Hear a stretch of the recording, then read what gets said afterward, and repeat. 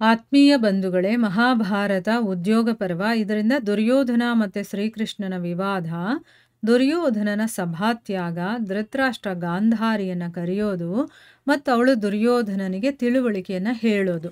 ಈ ವಿಚಾರದ ಬಗ್ಗೆ ನಾವು ತಿಳ್ಕೊಳ್ತಾ ಇದ್ವಿ. ಓದ ಭಾಗದಲ್ಲಿ ಕೃಷ್ಣ ಹೇಳಿದ ಮೇಲೆ ಧೃತರಾಷ್ಟ್ರ ವಿದುರನಿಗೆ ಗಾಂಧಾರಿಯನ್ನು ಕರ್ಕೊಂಡು ಬಾ ಅಂತ ಹೇಳ್ತಾನೆ. ಗಾಂಧಾರಿ ಬಂದ ಮೇಲೆ ನಿನ್ನ ಮಗ ನನ್ನ ಮಾತು ಕೇಳ್ತಾ ಇಲ್ಲ ಅಂತಂದಾಗ, ಇದಕ್ಕೆಲ್ಲ ನೀವೇ ಕಾರಣ, ಅವನು ಪಾಪಿಷ್ಟ, ಪಾಪ ಬುದ್ಧಿ ಇರೋನು ಅಂತೆಲ್ಲ ಗೊತ್ತಿದ್ರೂ ಕೂಡ ಅವನು ಹೇಳ್ದಾಗೆ ಕೇಳ್ಕೊಂಬಂದ್ರೆ ಹೊರತು ಆಮೇಲೆ ಅವನಿಗೆ ಈ ರಾಜ್ಯದ ಆಡಳಿತವನ್ನೆಲ್ಲ ಕೊಟ್ಬಿಟ್ರಿ. ಆಗಲೇ ನೀವು ಅವನನ್ನು ತಿದ್ದಬೋದಾಗಿತ್ತು, ಆಗಲೇ ನೀವು ಸರಿ ಮಾಡಲಿಲ್ಲ ಅಂತಂದಮೇಲೆ ಈಗ ಅವನು ಕೆಟ್ಟ ದಾರಿ ಹಿಡ್ದಿದ್ದಾನೆ ಅಂತಂದರೆ ಆ ಒಂದು ದಾರಿಯಿಂದ ಅವನು ವಾಪಸ್ ಬರೋದಿಲ್ಲ. ಈಗ ನೀವೇನು ಮಾಡಿದ್ರೋ ಹಿಂದೆ ಅದರ ಫಲವನ್ನು ಈಗ ಅನುಭವಿಸ್ತಾ ಇದ್ದೀರಾ. ಆಮೇಲೆ ನನಗೆ ಗೊತ್ತಿರೋ ಪ್ರಕಾರ ಸಾಮ ಮತ್ತು ಭೇದದಿಂದನೇ ಇದೆಲ್ಲ ಸರಿ ಹೋಗುತ್ತೆ ಅನ್ನೋದಾದರೆ ದಂಡವನ್ನು ಯಾಕೆ ಪ್ರಯೋಗ ಮಾಡಬೇಕು, ಬುದ್ಧಿವಂತರು ಈ ರೀತಿ ಮಾಡೋದಿಲ್ಲ ಅಂತ ಹೇಳ್ತಾ ಇದ್ದಾಳೆ. ಅಂದರೆ ಅವರು ಸಂಧಿ ಮಾಡ್ಕೊಳ್ಳೋದಕ್ಕೆ ರೆಡಿಯಾಗಿದ್ದಾರೆ, ಒಳ್ಳೆ ರೀತಿಯಲ್ಲೇ ಈ ಒಂದು ಪ್ರಾಬ್ಲಮ್ ಸಾಲ್ವ್ ಆಗ್ತಾ ಇದೆ ಅಂತಂದಾಗ ನೀವು ಯಾಕೆ ಯುದ್ಧದ ಬಗ್ಗೆ ಯೋಚನೆ ಮಾಡ್ತಾ ಇದ್ದೀರಾ ಅಥವಾ ಅವನನ್ನು ಯುದ್ಧ ಮಾಡೋದಕ್ಕೆ ಬಿಡ್ತಾ ಇದ್ದೀರಾ ಅಂತ ಅಂದ್ಬಿಟ್ಟು ತನಗೆ ಗೊತ್ತಿರುವಂಥ ವಿಷಯವನ್ನು ಹೇಳ್ತಾಳೆ. ರಾಜ ಧೃತರಾಷ್ಟ್ರ ಮತ್ತು ಗಾಂಧಾರಿ ಹೇಳಿದ ಮೇಲೆ ವಿದುರರು ಏನು ಮಾಡ್ತಾರೆ, ದುರ್ಯೋಧನನನ್ನು ಮತ್ತೆ ಸಭೆಗೆ ಕರ್ಕೊಂಡು ಬರ್ತಾರೆ. ಅಂದರೆ ನಿಮ್ಮ ತಂದೆ ತಾಯಿ ಕರಿತಾ ಇದ್ದಾರೆ ಬಾ ಅಂತಂದ್ಬಿಟ್ಟು ಹೇಳಿದಾಗ ಕರ್ಕೊಂಡು ಬರ್ತಾರೆ. ಆಗ ದುರ್ಯೋಧನನ ಕಣ್ಣುಗಳಿದೆಯಲ್ಲ ಅದು ಕೋಪದಿಂದ ಕೆಂಪಗಾಗ್ಬಿಟ್ಟಿತ್ತು. ಮತ್ತು ಅವನು ಹೇಗೆ ಹಾವು ಬುಸ್ಕುಡ್ತಾ ಇರುತ್ತೆ ನೋಡಿ, ಆ ರೀತಿ ಬುಸ್ಕುಡ್ತಾ ಇದ್ದ. ಅವನಿಗೆ ಕೋಪ, ನನ್ನ ಮೇಲೆ ಎಲ್ಲ ಆರೋಪ ಮಾಡ್ತಾ ಇದ್ದಾರೆ, ನಾನೇ ತಪ್ಪು ಮಾಡಿರೋದು ಅನ್ನೋ ರೀತಿ ಮಾತಾಡ್ತಾ ಇದ್ದಾರೆ. ಈಗ ಅವನ ಮನಸ್ಸಲ್ಲಿ ಏನು ಅಂತಂದರೆ, ಈ ಒಂದು ಸಮಯದಲ್ಲಿ ಈ ಸಂದರ್ಭಕ್ಕೆ ನನ್ನ ತಾಯಿ ಏನು ಹೇಳ್ತಾಳೆ ಅನ್ನೋದು ಅವನು ಕೇಳಬೇಕು ಅಂತ ಅವನಿಗಿರುತ್ತೆ. ಅದಕ್ಕೋಸ್ಕರ ಅವನು ಮತ್ತೆ ರಾಜಸಭೆಯ ಒಳಗಡೆ ಬರ್ತಾನೆ. ಆಗ ಗಾಂಧಾರಿ ಏನು ಮಾಡ್ತಾಳೆ, ದುರ್ಯೋಧನನನ್ನು ಗದರಿಸ್ತಾ ಸಂಧಿ ಮಾಡ್ಕೋ ಅಂತ ಅಂದ್ಬಿಟ್ಟು ಹೇಳ್ತಾಳೆ. ಅಂದರೆ ನೀನು ಮಾಡ್ತಾ ಇರೋದು ಸರಿಯಲ್ಲ, ಈಗ ನೀನು ಸಂಧಿಯನ್ನು ಮಾಡಿಕೊಳ್ಳಲೇಬೇಕು ಅಂತಂದ್ಬಿಟ್ಟು ಅವನಿಗೆ ಈ ರೀತಿ ಹೇಳ್ತಾಳೆ. ಏನು ಹೇಳ್ತಾಳೆ ಅಂತಂದರೆ, ಮಗು ದುರ್ಯೋಧನನೇ, ನನ್ನ ಮಾತನ್ನು ಕೇಳು, ಇದರಿಂದ ನಿನ್ನ ಮತ್ತು ನಿನ್ನ ಸಂತಾನದ ಹಿತಾನೇ ಆಗುತ್ತೆ. ಅಂದರೆ ನಿನಗೆ ನಿನ್ನ ಮಕ್ಕಳಿಗೆ ಒಳ್ಳೆಯದೇ ಆಗುತ್ತೆ ಮತ್ತು ಭವಿಷ್ಯದಲ್ಲೂ ಕೂಡ ನಿನಗೆ ಸುಖ ಅನ್ನೋದು ಸಿಗುತ್ತೆ. ಈಗ ನಾನು ಹೇಳೋದು ನೀನು ಕೇಳಲಿಲ್ಲ ಅಂತಂದರೆ ನೀನು ಸುಖವಾಗಿರೋದಕ್ಕೆ ಸಾಧ್ಯ ಇಲ್ಲ.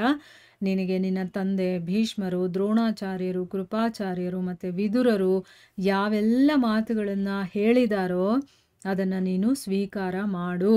ನೀನೇನಾದರೂ ಪಾಂಡವರ ಜೊತೆ ಸಂಧಿ ಮಾಡಿಕೊಂಡಿದ್ದೇ ಆದರೆ ನಿಜವಾಗ್ಲೂ ಹೇಳ್ತೀನಿ ನೋಡು, ಇದರಿಂದ ಪಿತಾಮಹ ಭೀಷ್ಮರ ಮತ್ತು ನಿನ್ನ ತಂದೆಯವರ ಮತ್ತು ನನ್ನ ಮತ್ತು ದ್ರೋಣಾಚಾರ್ಯರು ಇನ್ನೂ ಬೇಕಾದಷ್ಟು ಜನ ನಿನ್ನ ಹಿತೈಷಿಗಳಿದಾರಲ್ಲ ಅವರೆಲ್ಲರಿಗೂ ಕೂಡ ನಿನ್ನ ಮೂಲಕ ದೊಡ್ಡ ಸೇವೆ ಮಾಡಿದ ಹಾಗೆ, ನೀನು ಏನೂ ಮಾಡಲಿಲ್ಲ ಅಂದರೂ ಪರವಾಗಿಲ್ಲ, ನೀನು ಸಂಧಿ ಮಾಡಿಕೊಂಡ್ರೆ ನಮಗೆಲ್ಲ ನೀನು ಸೇವೆ ಮಾಡಿದ ಹಾಗೆ ಆಗುತ್ತೆ. ರಾಜ್ಯವನ್ನು ಪಡ್ಕೊಳ್ಳೋದು ಮತ್ತು ಉಳಿಸ್ಕೊಳ್ಳೋದು ಮತ್ತು ಭೋಗಿಸೋದಿದೆಯಲ್ಲ, ಇದು ನಮ್ಮ ವಶದ ಮಾತಲ್ಲ, ಇದು ನಮ್ಮ ಕೈಯಲ್ಲಿಲ್ಲಪ್ಪ. ಯಾವ ಪುರುಷ ಜಿತೇಂದ್ರಿಯನಾಗಿರ್ತಾನೋ ಅಂದರೆ ತನ್ನ ಇಂದ್ರಿಯಗಳನ್ನು ಗೆದ್ದಿರ್ತಾನೋ, ಅಂದರೆ ಏನರ್ಥ, ಆಸೆ, ದುರಾಸೆ, ಮೋಹ ಇದೆಲ್ಲವನ್ನು ನಾವು ಗೆದ್ದಿರಬೇಕು. ಅಂಥವನು ಮಾತ್ರ ರಾಜ್ಯದ ರಕ್ಷಣೆಯನ್ನು ಮಾಡೋದಕ್ಕೆ ಸಾಧ್ಯ. ಇಂದ್ರಿಯಗಳನ್ನೇ ಅವನು ಗೆದ್ದಿಲ್ಲ, ತನ್ನ ವಶದಲ್ಲಿ ಇಟ್ಕೊಂಡಿಲ್ಲ ಅಂತಂದರೆ ಇಡೀ ರಾಜ್ಯವನ್ನು ಅವನು ತನ್ನ ವಶ ಮಾಡ್ಕೊಳ್ಳೋದಕ್ಕೆ ಸಾಧ್ಯನಾ? ಇಲ್ಲ. ಅಂಥವನು ಮಾತ್ರ, ಅಂದರೆ ತನ್ನ ಇಂದ್ರಿಯಗಳನ್ನು ಯಾರು ಗೆದ್ದಿರ್ತಾನೋ ಅಂಥ ಮನುಷ್ಯ ಮಾತ್ರನೇ ರಾಜ್ಯವನ್ನು ರಕ್ಷಣೆ ಮಾಡೋದಕ್ಕೆ ಸಾಧ್ಯ. ಕಾಮ ಮತ್ತು ಕ್ರೋಧ ಅನ್ನೋದಿದೆಯಲ್ಲ ಅದು ಮನುಷ್ಯನನ್ನು ಅರ್ಥದಿಂದನೇ ದೂರ ಮಾಡಿಬಿಡುತ್ತೆ. ಈ ಎರಡೂ ಶತ್ರುಗಳನ್ನು ಗೆದ್ದು ರಾಜ ಇಡೀ ಪೃಥ್ವಿಯನ್ನೇ ಗೆಲ್ಲೋದಕ್ಕೆ ಸಾಧ್ಯ ಅಂತ ಹೇಳ್ತಾನೆ. ಅಂದರೆ ಕಾಮ ಮತ್ತು ಕ್ರೋಧ ಅನ್ನೋದಿದೆಯಲ್ಲ ಇದೆರಡೂ ಮನುಷ್ಯನ ಶತ್ರುಗಳು. ಯಾರಿದನ್ನು ಗೆಲ್ತಾರೋ ಅವರು ಮಾತ್ರನೇ ಪೃಥ್ವಿಯನ್ನು ಗೆಲ್ಲೋದಕ್ಕೆ ಸಾಧ್ಯ. ನೀನು ಕಾಮವನ್ನು ಮತ್ತು ಕೋಪವನ್ನೇ ಗೆದ್ದಿಲ್ಲ ಅಂತಂದಮೇಲೆ ನೀನು ಇಡೀ ಪೃಥ್ವಿಯನ್ನು ಹೇಗೆ ಗೆಲ್ಲೋದಕ್ಕೆ ಸಾಧ್ಯ?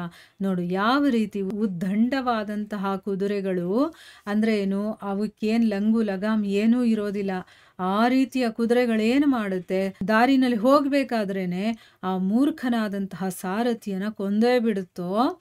ಅಂದ್ರೆ ಒಬ್ಬ ಸಾರಥಿ ಆಗಿರುವಂಥವನು ಮೂರ್ಖನಾಗಿರಬಾರದು. ಅವನಿಗೆ ಆ ಕುದುರೆಯನ್ನ ಹೇಗೆ ಸಂಭಾಳಿಸ್ಬೇಕು, ಅದನ್ನ ತನ್ನ ಕಂಟ್ರೋಲಲ್ಲಿ ಹೇಗೆ ಇಟ್ಕೊಂಡಿರಬೇಕು ಅನ್ನೋದು ಗೊತ್ತಿರಬೇಕು. ಆಗ ಅವನು ಬುದ್ಧಿವಂತ ಆಗ್ತಾನೆ. ಅಂಥ ಸಾರಥಿಯನ್ನ ಕುದುರೆಗಳು ಏನು ಮಾಡೋದಿಲ್ಲ. ಆದರೆ ಮೂರ್ಖ ಸಾರಥಿ ಏನಾದರೂ ಕೂತ್ಕೊಂಡಿದ್ರೆ ಆ ಉದ್ದಂಡತನ ಇರುವಂತಹ ಕುದುರೆಗಳು ಅಂಥ ಮೂರ್ಖ ಸಾರಥಿಯನ್ನ ಮಾರ್ಗದಲ್ಲೇ ಅದು ಕೊಂದು ಬಿಡುತ್ತೋ. ಅದೇ ರೀತಿ ಇಂದ್ರಿಯಗಳನ್ನೇನಾದರೂ ವಶದಲ್ಲಿ ಇಟ್ಕೊಂಡಿಲ್ಲ ಅಂತಂದ್ರೆ ಆ ಮನುಷ್ಯನನ್ನ ನಾಶ ಮಾಡೋದಕ್ಕೆ ಅದು ಪರ್ಯಾಪ್ತವಾಗಿದೆ. ಅಷ್ಟೇ ಸಾಕು ಒಬ್ಬ ಮನುಷ್ಯನನ್ನ ನಾಶ ಮಾಡೋದಕ್ಕೆ. ಇನ್ಯಾರೂ ಬೇಕಾಗೋದಿಲ್ಲ. ಒಬ್ಬ ಮನುಷ್ಯ ಹಾಳಾಗಬೇಕು ಅಂತಂದ್ರೆ ಅವನು ತನ್ನಿಂದಾನೆ, ತನ್ನಿಂದ್ರಿಯಗಳಿಂದಾನೇ ಆಗೋದು. ಯಾಕೆ ಅಂತಂದ್ರೆ ಇಂದ್ರಿಯಗಳು ಹೇಳ್ದಾಗ ನಾವು ಕೇಳಿದಾಗ ಅದು ತಮ್ಮಿಷ್ಟ ಬಂದಂಗೆ ನಡ್ಕೊಳ್ಳುತ್ತೆ. ಎಲ್ಲಿ ಬೇಕೋ ಅಲ್ಲಿ ನಮ್ಮನ್ನ ಉಪಯೋಗ ಮಾಡಿಕೊಂಡು ನಮ್ಮನ್ನ ತುಳಿದು ಬಿಡುತ್ತೆ, ನಮ್ಮನ್ನ ಕೆಳಮಟ್ಟಕ್ಕೆ ತಂದು ನಿಲ್ಲಿಸ್ಬಿಡತ್ತೆ. ಅದೇ ಒಬ್ಬ ಮನುಷ್ಯ ತನ್ನ ಇಂದ್ರಿಯಗಳು ತಾನು ಹೇಳ್ದಾಗೆ ಅದನ್ನ ಇಟ್ಕೊಂಡಿರ್ತಾನೋ ಅವನು ನಿಜವಾಗ್ಲೂ ಗೆಲ್ತಾನೆ. ಅವನು ಎಲ್ಲರನ್ನೂ ಗೆಲ್ಲುವಂತಹ ಒಂದು ಶಕ್ತಿಯನ್ನು ಅವನು ಇಟ್ಕೊಂಡಿರ್ತಾನೆ. ಅದಕ್ಕೋಸ್ಕರನೇ ಒಬ್ಬ ಮನುಷ್ಯನಾಗಿರೋನು ಇಂದ್ರಿಯಗಳನ್ನು ಚೆನ್ನಾಗಿ ವಶ ಮಾಡಿ ಇಟ್ಕೊಂಡಿರಬೇಕು. ಅದು ಹೇಳ್ದಂಗೆ ಅವನು ಕೇಳಬಾರ್ದು. ಇಲ್ಲ ಅಂತಂದರೆ ಅವೇ ಸಾಕು ಅವನನ್ನು ನಾಶ ಮಾಡೋದಕ್ಕೆ ಅಂತಂದ್ಬಿಟ್ಟು ಇಲ್ಲಿ ಹೇಳ್ತಾ ಇದ್ದಾರೆ. ಇನ್ನು ಮುಂದುವರೆದು ಏನು ಹೇಳ್ತಾಳೆ ಅನ್ನೋದನ್ನು ನಾವು ಮುಂದಿನ ಭಾಗದಲ್ಲಿ ತಿಳ್ಕೊಳ್ಳೋಣ. ಹರೇ ಕೃಷ್ಣ.